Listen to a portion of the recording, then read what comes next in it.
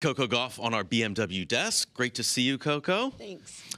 Tough win today. Yeah. 3 sets, heck of a battle. It's who you are. You're a fighter out there. A lot of numbers we could discuss, but in the end, you got the victory. How do you process a match like that? Yeah, it wasn't my best performance at all, but I don't know. I think coming off of like 2 first-round losses, it was just good to get into the next round, even if it wasn't the best way.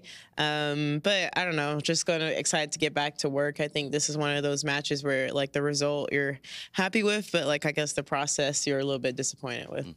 Coco, they say, you know, when you're playing well, everything's going great. Sure, you know, you can throw up wins that way, but it's the real champions when it's not a great day, still problem solve, find a way to win.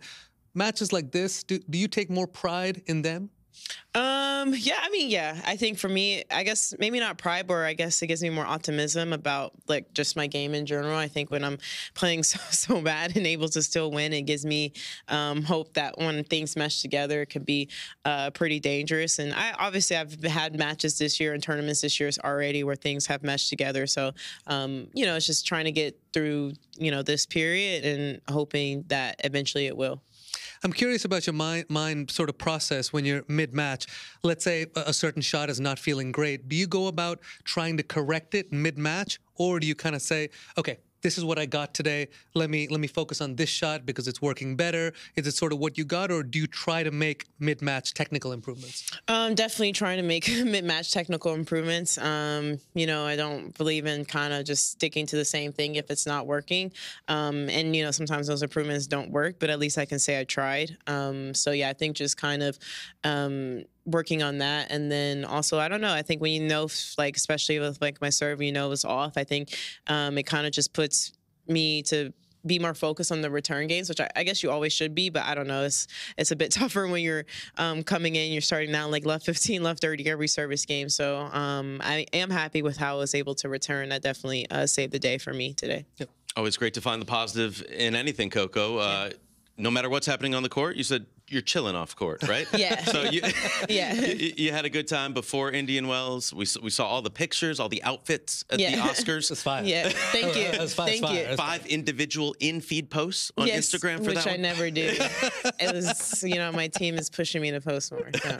What? Tell us all about that experience. Yeah, it was really great just to go to the Oscars and kind of see all of that, and then go to Vanity Fair. It's kind of, I guess, weird to be in a place that you kind of feel like everyone you know is, or you know them, but they don't know. Like everyone you see is like someone you see on TV or stuff. And some of the people I was surprised actually knew who I was, or was vivid tennis fans, and were asking me some controversial questions. And I was like, "Hi, nice to meet you." But I'm like, maybe that's just that's the world. They're probably just get straight to it. I don't know. I feel like, you know, here in the sports we try to either just ignore things or massage it in. But no, it was super great just to be dressed, and Miu Miu dressed me, which I was, I don't know, a dream come true to kind of have like a custom outfit for that event. When Sam Jackson came up and said he was a fan of yours, introduced you to Whoopi Goldberg, did he drop any MFs or anything like that? Because he is known for that in all his movies. No, I think he was fine with it. I think he didn't drop any because my mom was there, and also like Whoopi was there. So I feel like around women he probably is more chill, which is probably most men. But yeah, I'm sure if it was mainly probably my dad and them talking, then yeah, I think there have been more bombs dropped. But I think he was also just being respectful for the fact I'm like, I guess to him I'm probably a kid. So yeah. What were these folks asking you about? You guys probably know without all this stuff going on earlier this year that doesn't need to be said at end of last year. So I'm not going to go into it. But, you know, just the stuff that's been happening on tour. We're going to leave that right off. Okay. Enough said. Look, it is International Women's Day, and you're a huge symbol of inspiration for women. You have one of your myriad of businesses that you've invested in, the Unrivaled Basketball League. Yes. Super cool. How did that come about? Yeah, honestly, they just were looking for investors, and they kind of approached me and obviously a bunch of other athletes too. But it was a no-brainer for me. I love basketball, and be able to invest in something, especially the fact that I was super stoked that it was going to be played at Miami, which I got to go to a game and meet some of the girls. And I've always been a basketball fan and college basketball fan, and now WNBA fan. So it was kind of cool just to see the people on my screen like play in real life, and it's a pretty physical game. I'm glad I didn't choose it. It made me feel confident in my choice in tennis.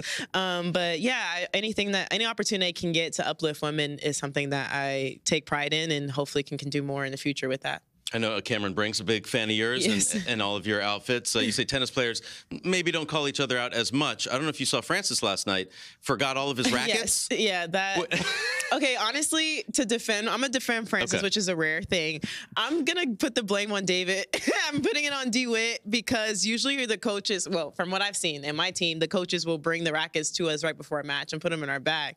So I have to talk. I haven't seen Francis, and usually Francis is always late to everything and does forget a lot of things. And I've heard he's sort of up to the airport without stuff and things like that. But I'm going to put that on DeWitt, and I'm going to talk to them and see if that's true. But usually the coach will do it. So I'm going to give Francis a pass on this one. Okay. Do you check your bag, though, or no? To make sure they're in there?